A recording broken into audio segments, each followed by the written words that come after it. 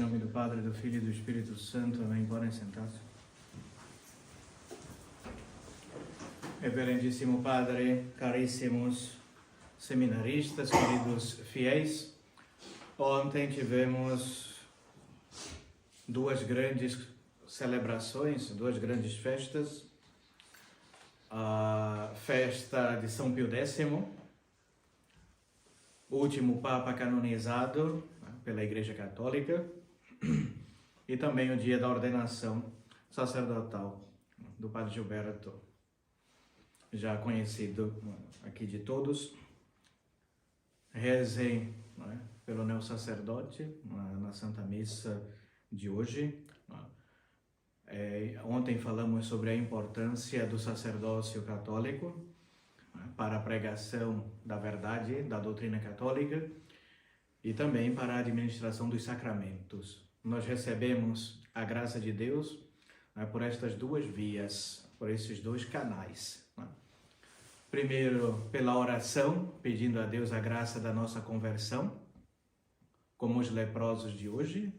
Senhor Jesus Cristo, tende piedade de nós, tende misericórdia de nós. Estavam sujos, tinham lepra, tinham pecado. Uma simbologia na vida espiritual, a lepra quer dizer isso, a doença que vai apodrecendo a carne, mas de modo místico e sobrenatural, a lepra também pode se dar na nossa alma com o pecado. Vamos apodrecendo também por dentro, nos causa essa gangrena, o pecado mortal na alma. Então, por meio das nossas orações e pedidos de conversão, Deus se inclina do céu e atende às nossas súplicas e nos envia graças de conversão atuais. E um outro canal dos sacramentos. Recebemos essas graças santificantes atuais por meio dos sacramentos. Quando nos arrependemos também, procuramos um sacerdote e pedimos a confissão. Ali recebemos graças extraordinárias para a mudança de vida. Há uma terceira via também, que é Nossa Senhora. Nossa Senhora é a medianeira de todas as graças. Eu sempre insisto nisso, na devoção a Maria. Quem quer se converter de facto e não tem devoção a Maria, dificilmente alcançará essa graça da conversão e arrependimento verdadeiro e uma emenda de vida. Nossa Senhora é a medianeira de todas as graças, ela vai nos auxiliando e mudando em nós essa má inclinação deixada pelo pecado original na nossa alma, essa má inclinação sempre para o pecado. Nossa Senhora vai nos conduzindo sempre pelo caminho reto. Mas hoje vamos falar sobretudo de São Pio X, importantíssimo, quase ninguém ouve mais falar deste santo pontífice. E a maioria de nós, boa parte dos padres e bispos que mantêm a fé católica hoje, devem muito a esse Papa, São Pio X. Porque foi ele o primeiro a denunciar a infiltração modernista no seio da Igreja Católica. Foi o primeiro a dizer, os inimigos já não estão mais fora, mas adentro. Já adentraram o Templo Santo. Estão maquinando agora não de fora, mas de dentro, por meio da infiltração da quinta coluna, como diz Maurício Pinet no seu livro Complô contra a Igreja. Então, esse Papa Santo, já para ser eleito, teve um processo de os cardeais, durante o conclave, elegeram um suspeito, que era o cardeal Rampolla. Ele era já identificado no meio clerical como um infiltrado e possivelmente pertencente à maçonaria. A maçonaria já estava aí às portas, querendo adentrar na igreja. E este cardeal, todos dizem que já era ligado à maçonaria, ao modernismo. E, graças ao veto do imperador da Áustria, Francisco José, São Pio X foi eleito. Esse santo varão disse, não, esse cardeal não pode ser eleito, ele tem ideias contrárias à religião, já é conhecido, o melhor é que assuma São Pio X. E daí começa a perseguição ao modernismo e aos infiltrados na Igreja Católica. Muitos ainda duvidam desse processo de infiltração na igreja. Ah, não, mas eu gosto tanto aqui do padre da minha paróquia, dos bispos da CNBB, do Papa Francisco. Eu não acredito que esses homens possam estar envolvidos com a destruição da igreja, que eles estejam agindo de má fé. Então, muito cuidado com isso. Esses homens que estão à frente aí das paróquias, das dioceses e mesmo do Vaticano, todos eles estão ali para cumprir uma função e uma tarefa. Eles foram colocados ali para isso, para trabalharem na destruição da Igreja Católica. Recentemente eu dei uma conferência em Curitiba sobre a vida de um grande bispo aqui do Brasil, Dom Vital Maria de Oliveira. Ele foi preso a pedido de Dom Pedro II, no final do século XIX, porque ele combatia muito a maçonaria aqui no Brasil. Ele e Dom Antônio de Macedo Costa, bispo do Pará. Então, Dom Vital em Olinda e Dom Antônio de Macedo Costa no Pará. Então, todos eles denunciaram a infiltração maçônica no clero. Eu recomendo a todos lerem a biografia de Dom Vital e as suas cartas pastorais, e lá vocês vão encontrar tudo isso que nós estamos relatando aqui. Dom Vital, quando ele assumiu a diocese de Olinda, 90% do clero era da maçonaria, dos padres. Quando falamos clérigos, falamos dos padres. Boa parte dos padres, do cabide, dos cônegos da catedral, vigários gerais, todos eram ligados à maçonaria. Então, quando Dom Vital ficou sabendo disso, ficou escandalizado, e aí começou a entender o processo de infiltração na igreja, que esses revolucionários, republicanos, democratas, já estavam infiltrados na igreja, no clero, e também nos movimentos revolucionários contra a monarquia. Então, a maçonaria, ela quer destruir, ela visa destruir a igreja, o altar, e o trono, as monarquias católicas. Por isso que guilhotinaram o rei da França, a família imperial, assassinaram a família imperial também em Portugal, acabaram com a monarquia na Espanha, todas as monarquias católicas foram acabando. E aqui no Brasil, a mesma coisa, onde instauraram esse governo do anticristo, que é a república, essa forma de regime democrático aí, que não tem nada a ver com a tradição católica. Os católicos verdadeiros são católicos, prezam pela monarquia, pela hierarquia, não somente na sociedade civil, mas também na esfera religiosa. A própria igreja, ela é monárquica, hierárquica. O Papa não fica consultando, fazendo sínodo, perguntando nas conferências, os bispos que mandam essa desordem que nós temos hoje.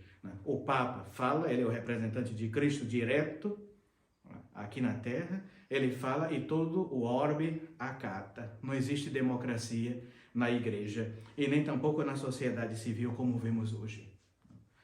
E muitos católicos andam iludidos aí com a República.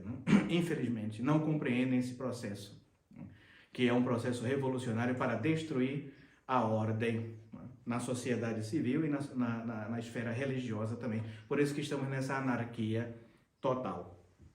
Então, tudo isso sempre foi plano das sociedades secretas que sempre maquinaram em segredo contra a verdadeira religião católica.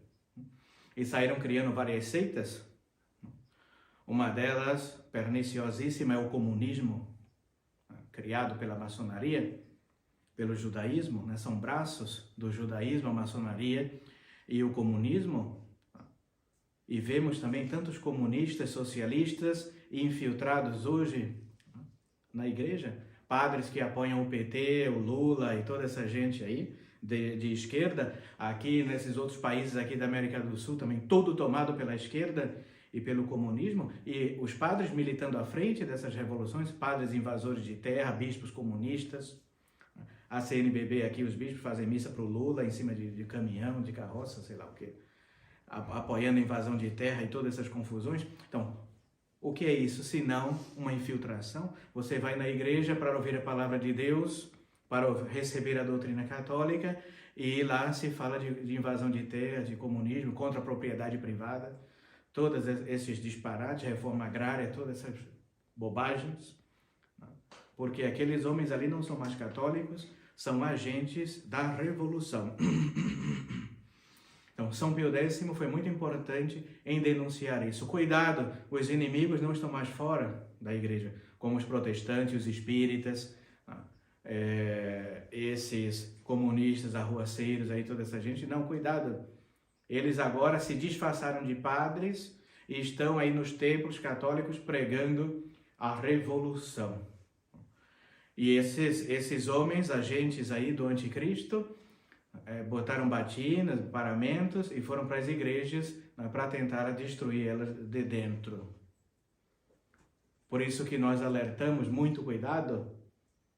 Antes da ordenação dos padres, se exigia um juramento antimodernista, que aquele padre que estava sendo ordenado não iria seguir essas ideias novas e revolucionárias do modernismo, do evolucionismo dogmático, doutrinal, tudo isso.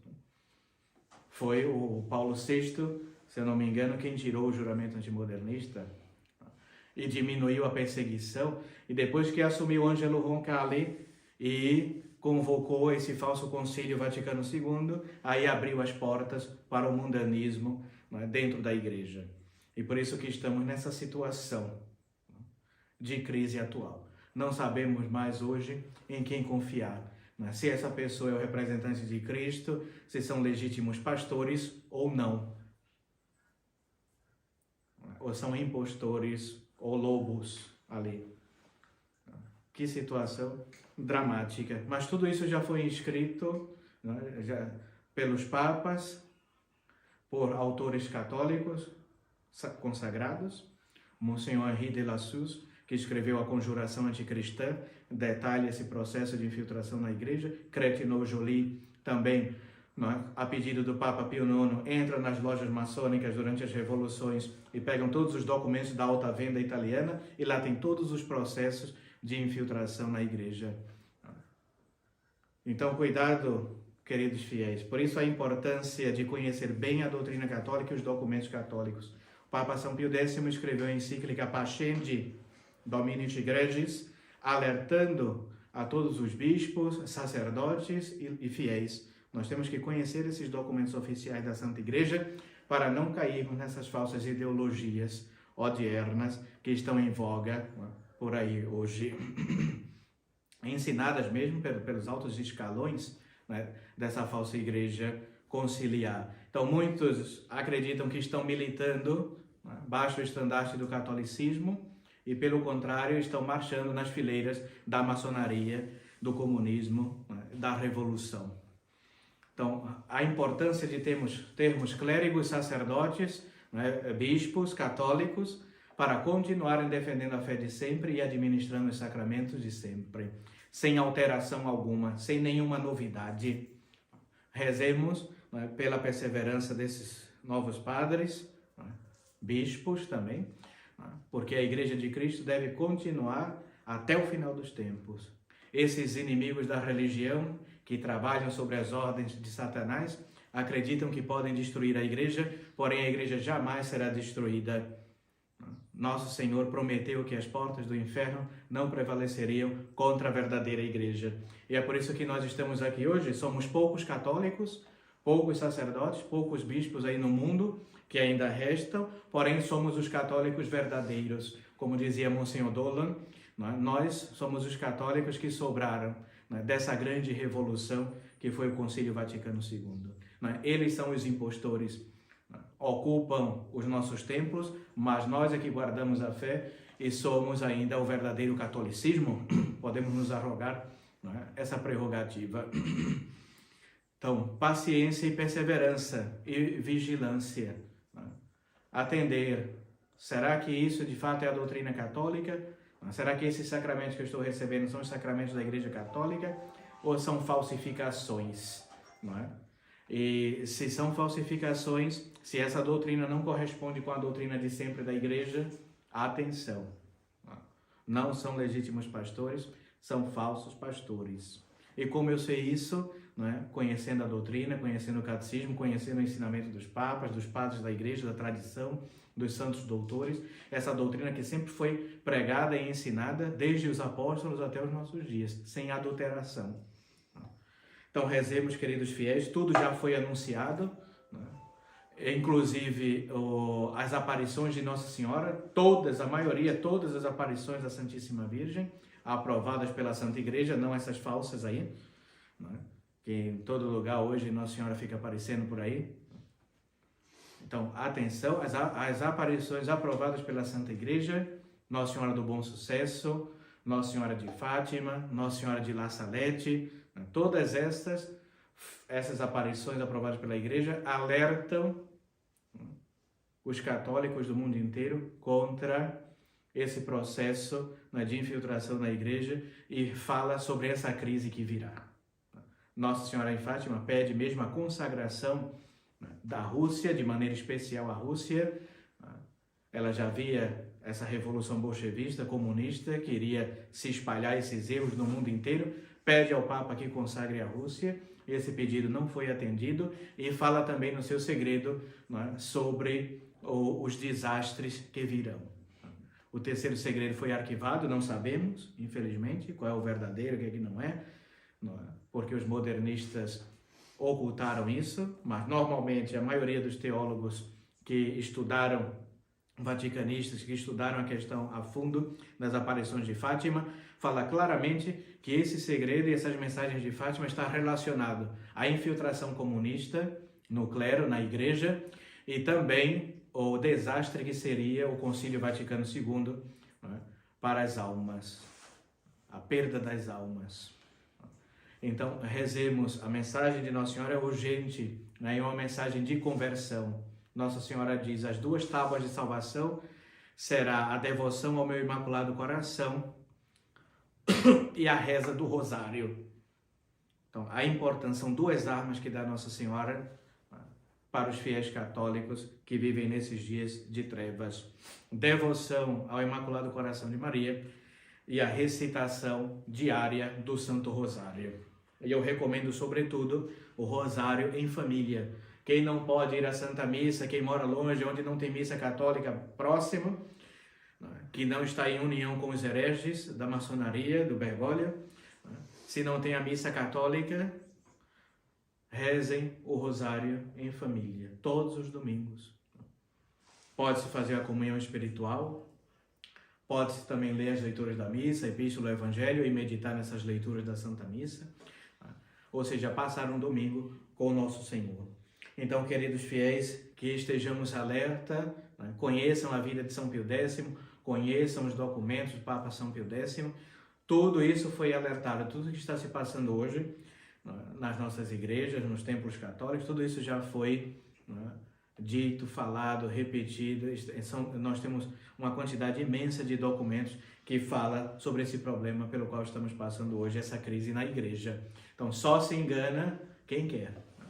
E hoje está cada vez mais evidente essa crise na Igreja Católica. Crise no sacerdócio, crise nas instituições católicas, onde vamos para a crise no mundo moderno, o mundanismo total dentro da igreja, as pessoas achando, acreditando que são católicas, e são pessoas completamente do mundo, perdidas, desorientadas. Então, essa crise cada vez mais evidente. Os padres que não ensinam mais a doutrina católica, fazem qualquer coisa, menos não administram os sacramentos válidos para os fiéis. Um desastre. Escândalos e mais escândalos, não somente na parte doutrinal, mas na parte moral também.